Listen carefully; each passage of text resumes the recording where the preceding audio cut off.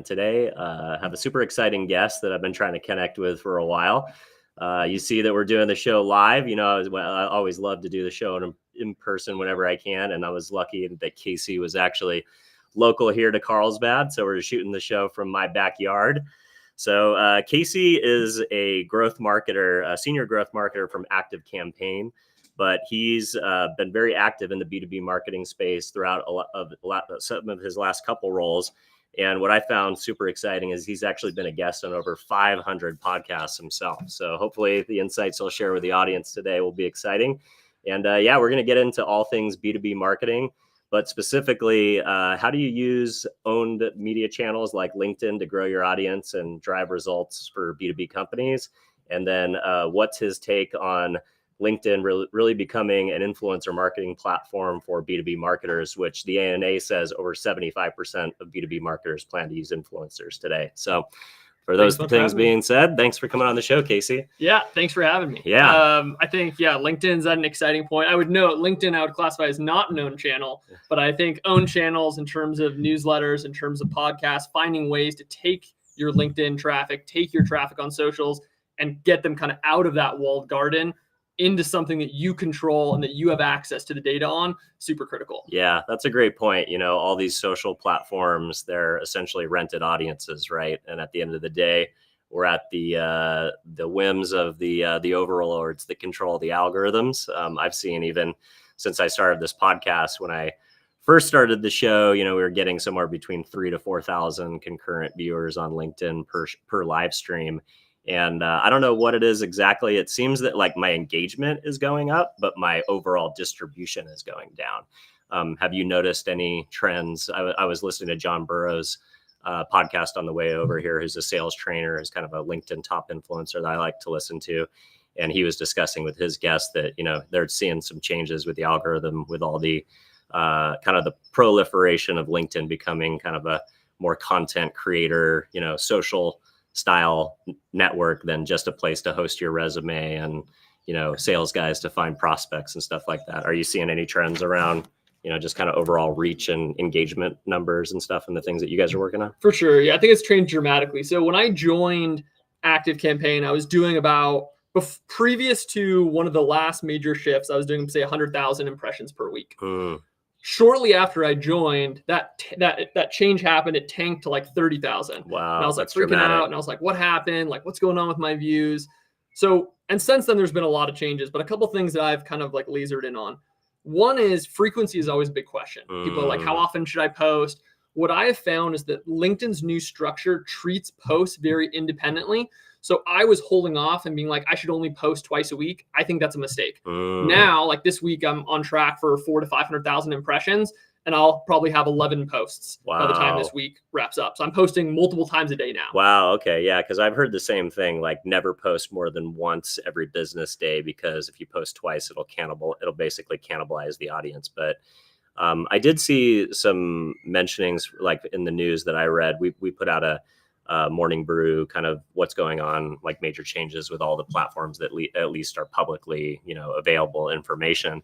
And one thing that was mentioned was LinkedIn was going to try and figure out a way to give the long tail a little bit more juice, like kind of like posts will not just generate traffic within its first week, but will have a little bit more long tail exposure, the way that YouTube, nobody can beat YouTube from long tail viewership because of the search, components and the SEO components. But I do notice that my older posts and videos are starting to get a little bit more traction. Have you noticed that as well? 100%. So what's really interesting about this is actually about 2 months ago, I was going through and I noticed I was getting about 8,000 views on content that was 6 months or older. I was trying to figure that out. I was like, how is that happening? And one of the things I started to unpack is LinkedIn content is actually increasingly ranking. So a lot of changes have been happening on Google. You see a dedicated section called discussion and forums, and that primarily focuses on Reddit and Quora. But LinkedIn, just in the overall feed, is starting to surface more and more. So I actually I took those posts, basically ran them through Ahrefs to see like what's ranking for what terms, and started to find that a bunch of these content pieces were ranking top 1 through 5 slots. And so I think there's this interesting change where your hook being something that replicates a keyword search is now something that actually can potentially give you the long tail of people finding you organically through Google. So I think that's very interesting. I think on top of that, what you said is also true. I created a huge Excel spreadsheet maybe 3 to 4 months ago where I actually tracked all my posts by hour. Very pedantic to move, but it showed exactly what you just said, which is that posts normally in the past, there was like an 8-hour window where all your views would taper off substantially after 8 hours. Now I've noticed that's much longer. That can go 48 plus hours where like multiple days after you can still be getting that long tail. So I think that not only are you getting long tail more on the content itself, and the ramp curve is sometimes a little bit slower, because it used to be in the early days, it used to be that if you aren't doubling within those first 2 hours, like if that curve isn't sharp, it basically means that the algorithm didn't decide to serve you up widely and you almost knew it was a death sentence. Wow. But that's not always true now.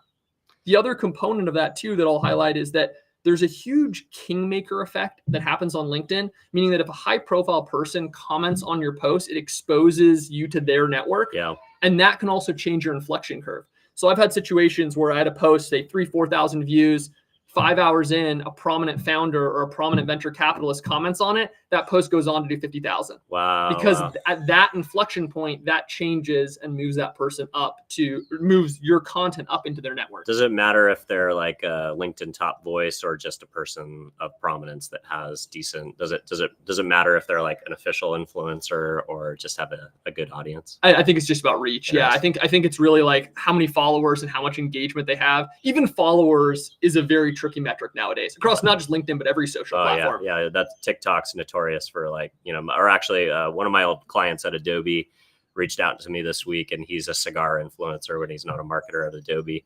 And I've been pressing him. I'm like, bro, you got to get on YouTube, like not just because your content would work really well in long form blogs, but shorts is just giving away free eyeballs. Like I've never seen more organic growth than on what you can accomplish on shorts. Like everybody thinks it's on TikTok, but shorts actually, in my opinion, is giving a lot more free exposure. So sure enough, he finally started to get serious about his shorts game. A week in, he has 9,000 subscribers, and one of his videos did 4.4 million views. Incredible. And this is just content that he already put up on TikTok and Reels, but just cut down to the 1 minute time frame. I think that's super smart. I think that there's never been a better time for people to get in at this point. Like if people are intimidated, like how can I compete against these legacy channels? What I see looking at them is a lot of these legacy channels, places on YouTube that have 1 million, 2 million followers, are pumping out videos that are getting 2,000, 3,000, 8,000 views. Whereas these new folks are increasingly doing well. There's a lot of forces behind that, but one of the things is we're seeing a lot more AI search, right? And so using tools like Perplexity is a common AI tool that provides attribution and sources. One of the projects I did is I searched for all the keywords related to our brand, like us versus competitors, et cetera. And I looked at what videos were being cited as sources, because they have a text-based sources section and a video. Something that was fascinating, almost all of them were within the last 12 months. And also many of them weren't big prominent channels. They weren't like the 100,000 view. They were something that had 3,000, 5,000. And so you see this frequency is being in, and you also see this elevation of personal voices. There was a bunch of like podcast clippings on YouTube, like from shows that were ranking, a bunch of these like shorter videos, 10, 20 minutes that were ranking.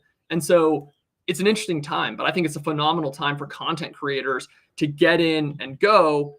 Also accelerated by the fact there's new tools now, like Opus Clip is an AI tool that I think I've heard of those guys. That's basically a clip where you, I don't know how I got in touch with those guys. I think I actually did a call with them, and you can essentially upload your entire podcast and they'll go find the things that are best for highlights. Is that right? It's exactly right. Okay. Yeah. But I found that versus some of the other tools, like we use Riverside, and on Riverside, they have like a clipping tool, and it's okay. And there's a couple others that have these clipping tools and they're okay, but they weren't kind of like built AI first. They were more, they kind of tacked it on secondarily. They bolted that onto a virtual studio essentially. And I found that whatever the logic is used by tools like Opus tends to grab better, more relevant clips that require less editing and modification post-production. Wow. So the whole idea is like, use the whole whale. Like you have this asset, like we just launched our podcast, Angles and Insight, and we have these video clips. And so we're producing tons of shorts, tons of these things that are going out. It might get 500 views, 700 views, 800 views, but this is contributing to the footprint of our content. So people are not thinking as much as just like, I'm going to put out a podcast and see how many downloads or how many listens it gets. Yeah. It's how can I get as many views on the message? How can you leverage that asset for as much possible runway as you can get as well? Exactly. And so that's why like week 1, we have 3,000 listens, which I think is great for a podcast for first episode launch, but we have 600,000 impressions, counting all the short form, counting all the LinkedIn posts about it, counting the trailer. So it's like, it's using all those components to mean that that web of impact from that content is much more broad. Yeah, I love that. You know, one of the things that my CEO does for her podcast, which I think is, I need to get smarter about this. Usually what I'll do, I did this podcast originally in 2017, but I did audio only. So I would fly to the guests like Casey Herbis, the CMO of Rocket Mortgage. I did it from his office in Detroit, or I would drive up to LA and do it. But I would mainly travel to the guest location with the microphone and just, you know, do it as an audio. But then I'd get kind of stuck in editing hell because with audio, you can edit down to every, you know, I'd spend 8 to 10 hours on the edit. And I'm not a classically trained editor. I just was a perfectionist that wanted to make myself sound the best I possibly could. For sure. But the problem with that is I was spending, you know, too much time on the edit and not getting the show up in a timely fashion. And it actually almost had a reverse effect of what I intended, was to build a relationship with the guest. And now the guest is waiting on me, you know, 4 or 6 weeks before I even publish the thing. And they've lost interest by the time it goes up. They may not even reshare it. So the way that I've kind of gotten out of my own way as being a perfectionist in posts is, man, I just hit the button. It's live. It goes up across all my social channels. And then it is what it is. And at the end of the day, I think it's more authentic that way, especially when I'm able to sit down with somebody like you in person and do the show live. But the other component is I don't have to go and do an edit and then post that to LinkedIn. It just goes up as a live stream on my LinkedIn. But usually, you know, I would say probably 90% of the time, once I tag the guests afterward, they'll either repost it. They'll definitely comment. I've only had a few people just like not engage at all. And it's funny because it's always the biggest influencers that like don't give you any, you know, any co-promotion or whatever. And that's fine. Like they did me a solid, but like I've had John Burroughs, who's a sales trainer and a top LinkedIn voice, and Neil Patel, who's a amazing digital thought leader. And, you know, I didn't get much promotion from those guys, but they did me a favor and came on my show and, you know, at least gave it the credibility of having some A-list guests on. But yeah, most people just reshare the episode. But what my boss will do is she'll find the best highlight, not the best highlight of her, but the best highlight of the guest. Yeah. Clip that, send it to them. And then most even great guests don't have that much great video content. And then they post it on their own personal page to promote their appearance. I think that what you're tapping into is so important for people to be thinking about, which is you want to take a distribution based lens. It's all about how can you get people to distribute. So what you just highlighted, if I'm on a show and someone just hands me some great clips of highlights that I would want to share because they're good for me personally, I'm going to be very likely to post. Whereas if it's something generally of the show, maybe not so much. So I think that figuring out, like, going into any kind of content plan with what's my distribution strategy? How do I maximize the number of eyes on that? I think that's super smart. And the more collateral that you gather, the better that will be. I also think, like, going beyond just the people, you and the guests, but it's where else? What other newsletters? What other publications? What other places would find this interesting? Like when I launched my podcast, I went out to tons of different newsletters, Go to Market News and The Juice and SaaS Club and SaaS Corner, like all these different places, and basically was like, hey, we're talking about AI hype versus AI reality, what's working in 2024, like all these topics I knew they were sharing with their audience. I was like, if you think this content is valuable, it'd be great if you could share it. And a lot of them watched it and were like, yeah, that was awesome. Yeah, I'll absolutely share that. Yeah, it was just an ask, you know, so you're almost taking a PR centric approach. Like, where can you find, you know, those exclusive places for the show to live beyond the noise that you guys can make internally? Yeah. Thinking about it. Like, I think that too often people build in silos. People build, it's all like they build their content and then they're only thinking about their channels for distribution. Yeah. And I think that having this eye where you're thinking about all the outside players that can increase the messaging, I think works. And part of it is, it's also the nature of the content. Like, you need to build content that is broadly valuable for folks, because that's something that founders used to, why would people share my content? Why would they? And it's like, if you're asking that question, your content is probably too product specific. Like you're doing something too wrong. much marketing, not enough value. Yeah. No, but if it's genuinely like interesting, valuable, engaging content, then all the companies want to share more valuable content with their audience, because that's then connecting it to them. You're taking something valuable and you're saying, hey, have this valuable thing that you can now have associated with you as well as the one who's sharing it. And that creates, I think, the best plan. I love that. So we jumped right into it, which I enjoy, and I could geek out on, this topic probably for the remainder of the show, but I also want to give the audience some context. So tell me a little bit about Casey Hill's origin story. Like, what has brought you up to your current role? What are some of the highlights on your career path, and what got you excited about this space? And, give me a little bit of the highlights reel. Yeah, for sure. So I've been in SaaS, software as a service industry, for 13 years. Yep. I started in college working at a company that went on, Tech Validated, got acquired by SurveyMonkey. And so kind of just started to dabble in initially on the sales side. And so I started in the sales side, and then I kind of started taking sales roles inside of the MarTech space and kind of, cutting my teeth there. And I was very excited specifically on like the SMB, the small to medium-sized business side.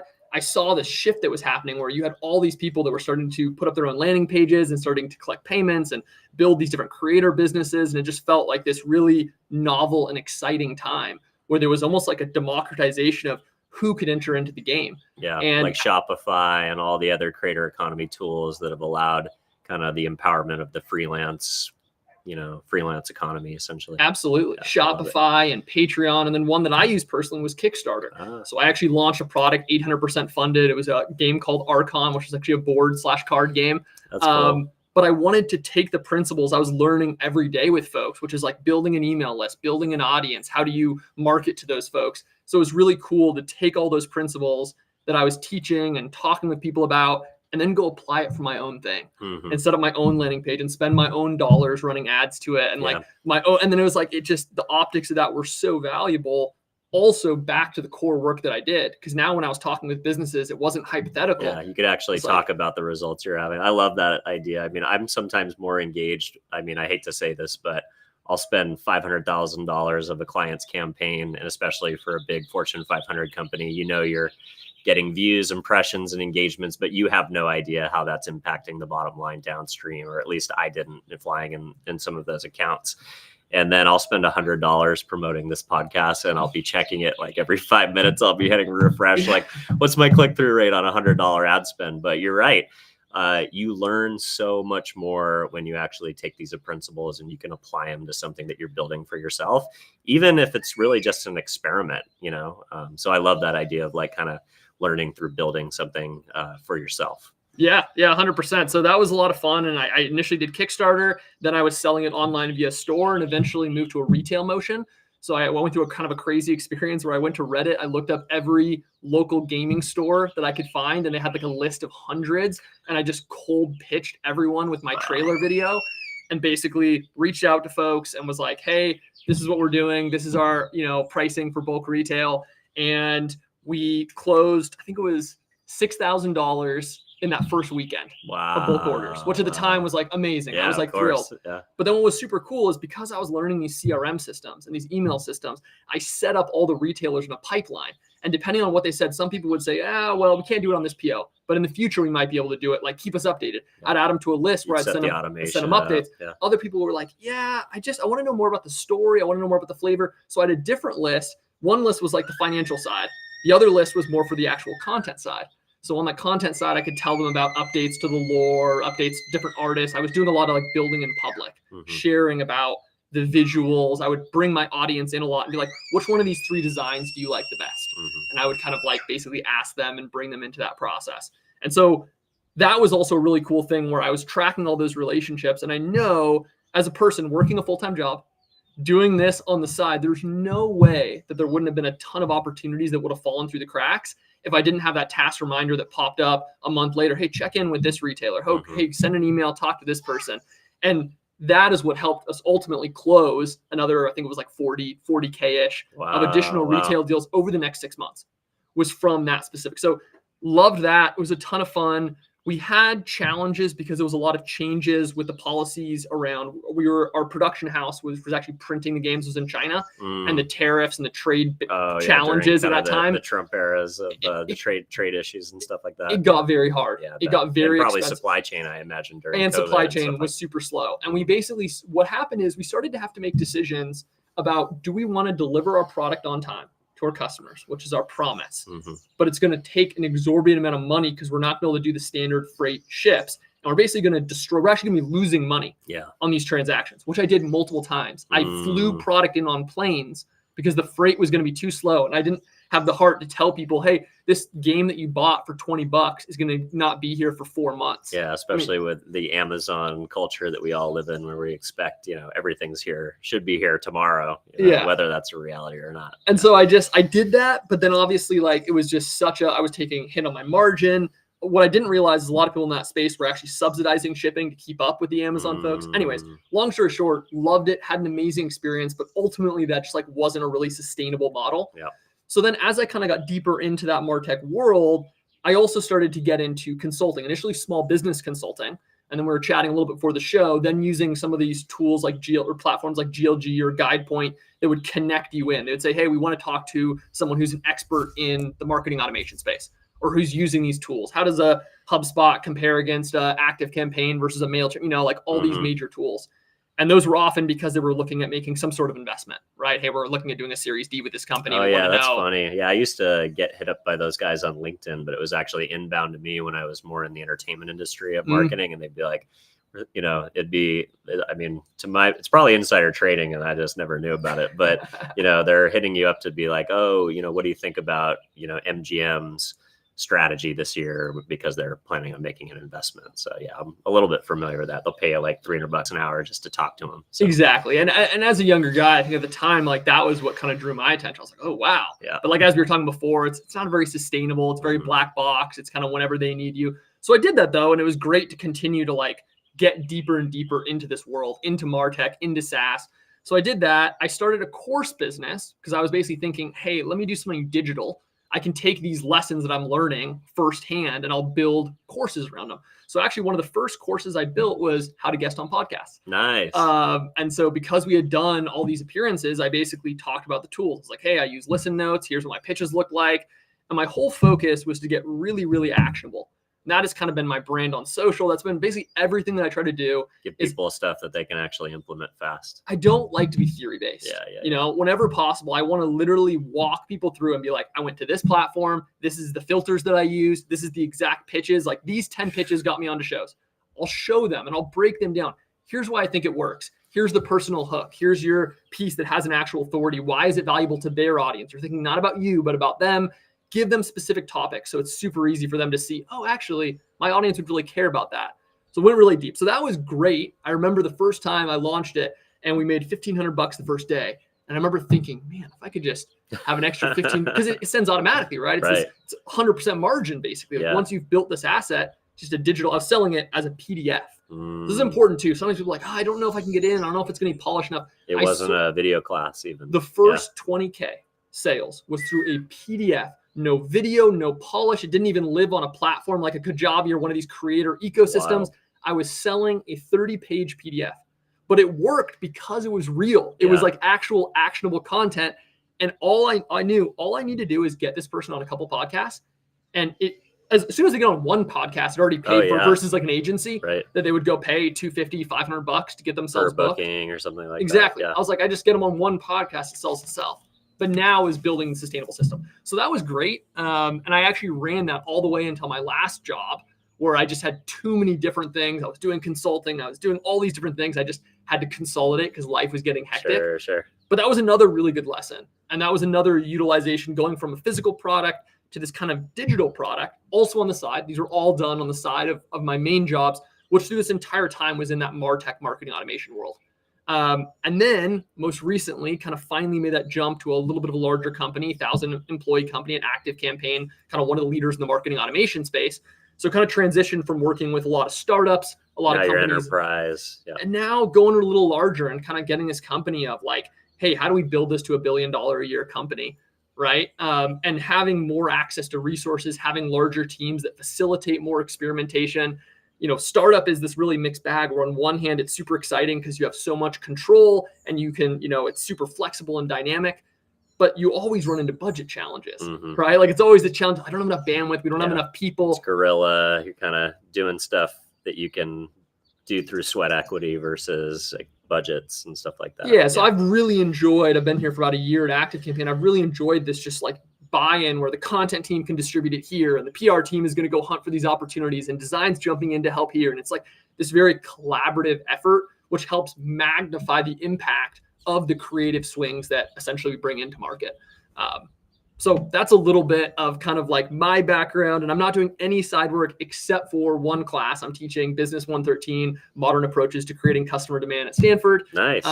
Which is a small 15 student class. And each week is broken down a specific channel. Wow. So we talk about email one week. We talk about social one week. We talk about influencers one week. We talk about podcasting. Half the episode about podcast guesting, half the episode about starting your own podcast. Nice. And just trying to leave people with a specific set of skills because there's this intuition that like the ways we create demand are changing. And more people are kind of struggling with this idea of like, this age-old thing was like demand creation in and of itself used to be a paid advertiser. Yep. Like when someone was like, I want a demand gen specialist, that job. Turn on the Google SEM funnel and get channels humming and leads, baby, leads. Exactly. Yeah. That was what that role is. But now people are thinking more organic. They're thinking more about, hey, in this world, what's happening in this AI environment is that data is becoming the competitive advantage. So how do you get access to data, knowing that data is going to be trained, is going to get more sophisticated. It's going to learn about, like, you need as much of that as possible. How do you do that? You got to start thinking about those owned assets a little bit. And that's where having your own podcast, having your own newsletter, having these things where you have control over them, I think that's super valuable. Yeah, I love that. I wanted to ask you one thing about your class. So have you taught other classes before this one? One other class, okay. a UCSD content marketing class. Right on. So what do you get from that? Like, does that scratch a creative itch for you to kind of teach in a classroom environment, to teach other professionals or young people kind of coming up? Like, what attracts you to that? Yeah. So I think that the reason I initially went into it is I saw a big gap. I was hiring and I was trying to get entry-level people. And the challenge I had is all the entry-level people didn't have specific knowledge sets. Yeah. They came in, they knew theories. They could tell me about the ICP. They could tell me about the marketing funnel, top of funnel, but they didn't know how to run ads. They couldn't get someone onto a podcast. Have technical skills. They didn't have any of the specifics. And so I said, I'm very interested in just as a practitioner telling you, like, this is what we're actually doing.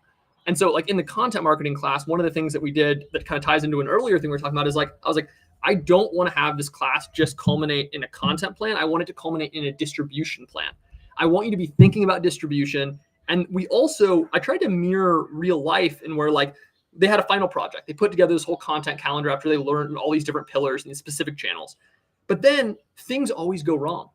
Things always change. So I would give them dynamic situations. I'd be like, oh, there's this global crisis. Do you turn off your ads? And I would give them, you started this email campaign, you put all this investment in, you're getting like an 8% open rate. Do you keep sending it? Do you like, that is reality. Yeah, right. Anyone who's a practitioner in the trenches knows that you don't plan 3 quarters and everything just goes smooth sailing. Yeah, there's always optimizations happening, always pivots, always changes. And so that was it for me. I was like, I care deeply. And when Stanford reached out, it was the exact same thing. I said, I want to do this, but only if it can be specific and like focused on an actual practitioner implementing these things. Every class leaving people with, I'm going to go do this thing and actually replicate it.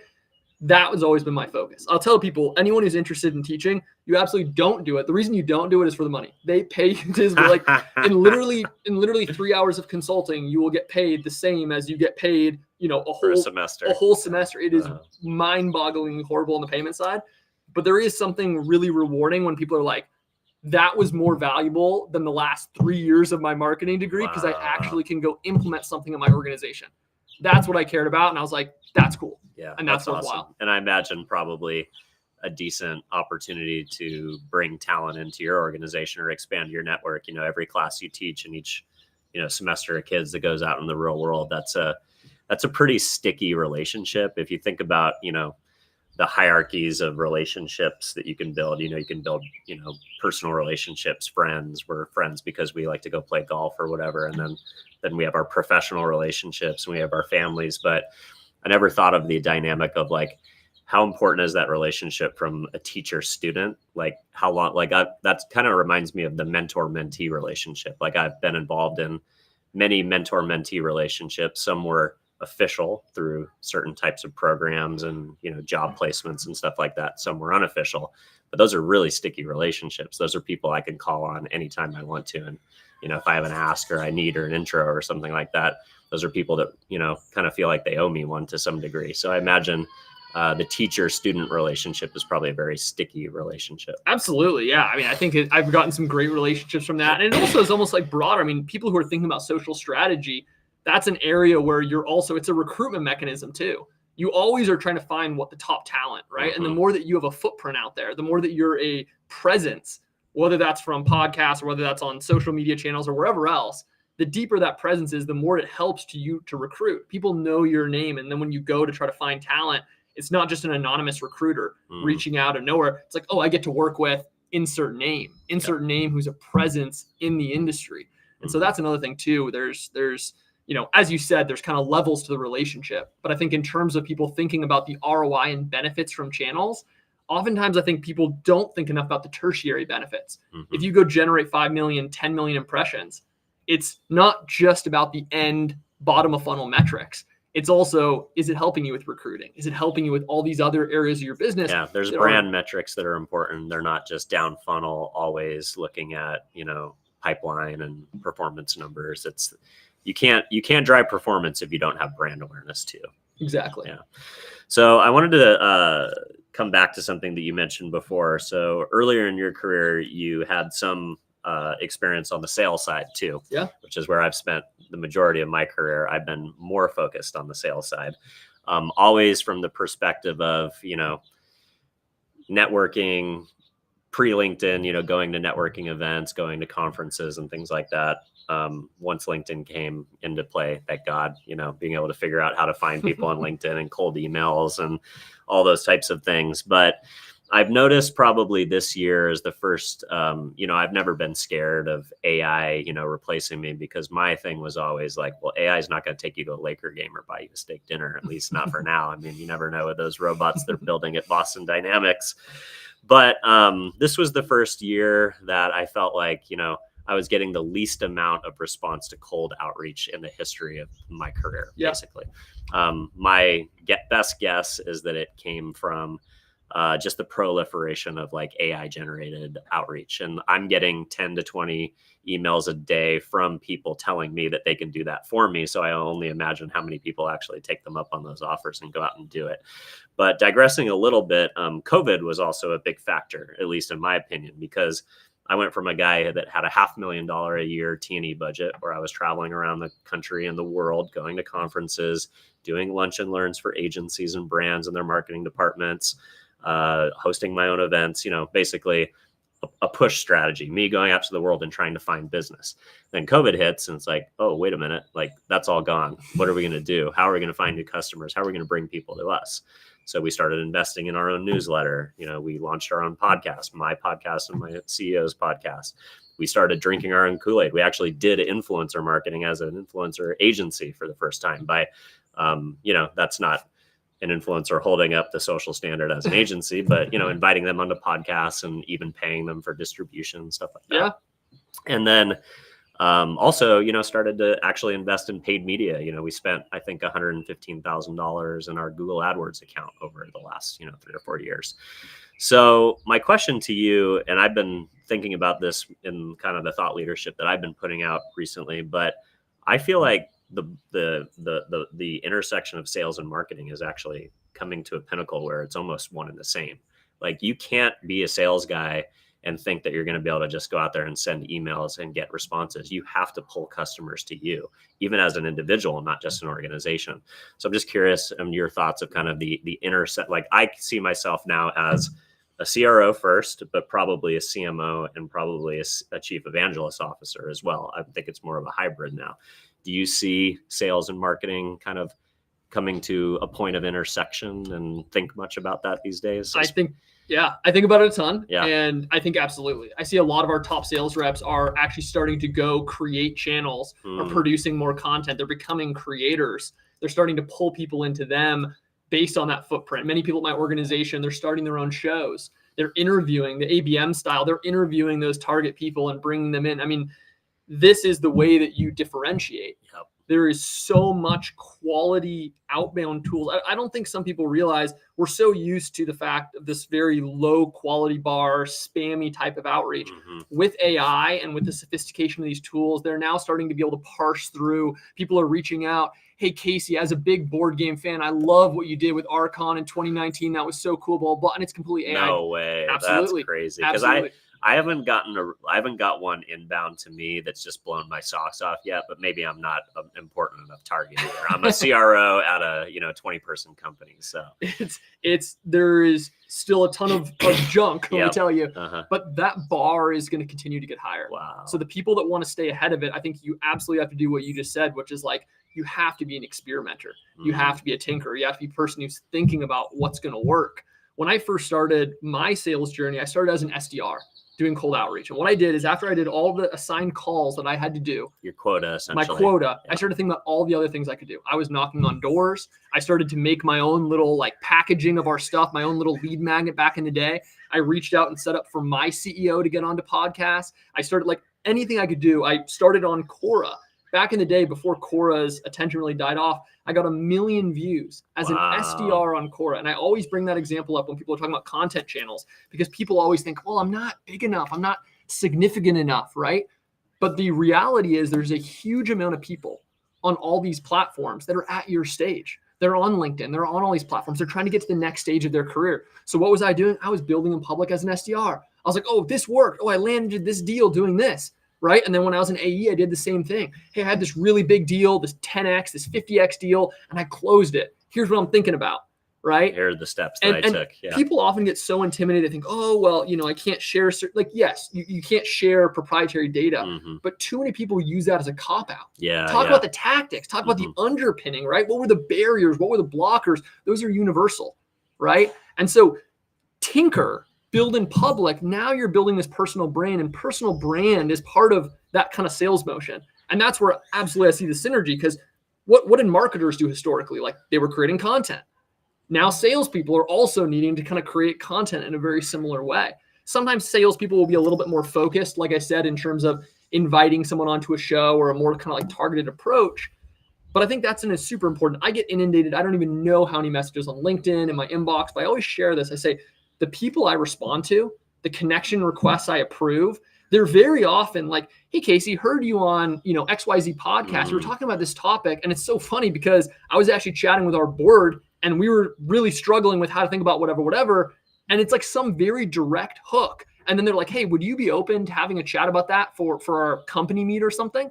And I'll often do those. Like, sure. Because they've obviously done the personal research and they're coming to you from a point of authenticity and curiosity. But then they're also trying to offer something of value, right? Like, they're like, hey, come talk to this larger group of people. I'm going to platform you in some way, even if it's to a small group of people. That's more interesting than, I don't know, the stuff that I get is pretty bad too, most of the time. It just opens with a pitch. I mean, that's the problem. People are just waiting to pitch. People think LinkedIn is a direct selling platform where it's really a networking platform. Yeah, exactly. And it's modified. That's the other thing I tell people too. Like, if you have a target list of people you want to build relationships, spend some time. One of the ways that everyone can add value, spend some time with some in-depth, nuanced comments.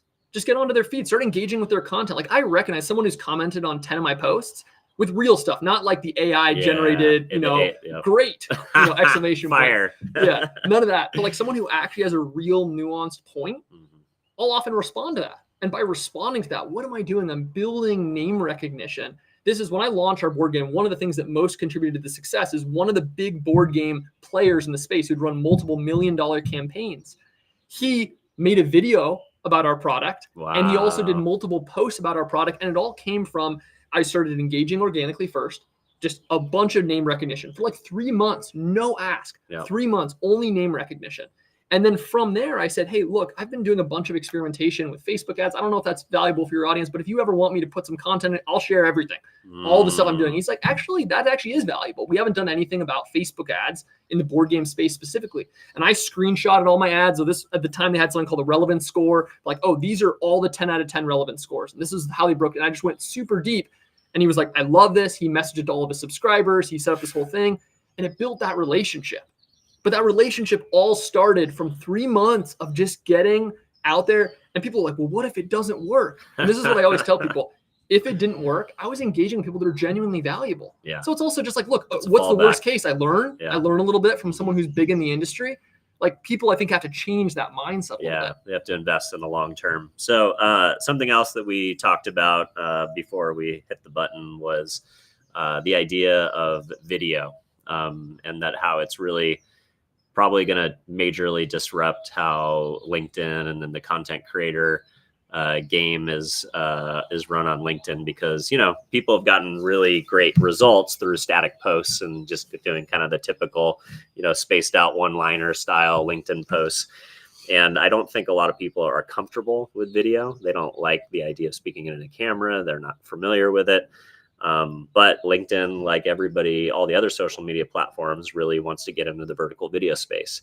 I was a little bit skeptical because I remember when LinkedIn launched stories, and I have 30,000 people in my network, and I saw very low adoption and usage of it, even though I loved it. Like, I watched all the ones of the people that were doing them, and I would do them occasionally, but mine would be like something stupid, like, you know, work-life balance, like from my computer on the beach or something. I wasn't getting into video yet, but I think, you know, it's a different time now, and with the proliferation of TikTok and shorts and Instagram reels. But what's your overall take on, you know, is this going to be a success or is this going to be a flop? What do you think about the LinkedIn video, vertical video feed that will be coming to users near you soon? I'm kind of bullish on it. Yeah. Right. And the reason for it is that I think that a lot of the channels have a strong entertainment focus. And the way that you land content is you need to and I'm not saying that on LinkedIn you won't have to have a good hook, but I find that LinkedIn has a very different tone than a lot of those other platforms.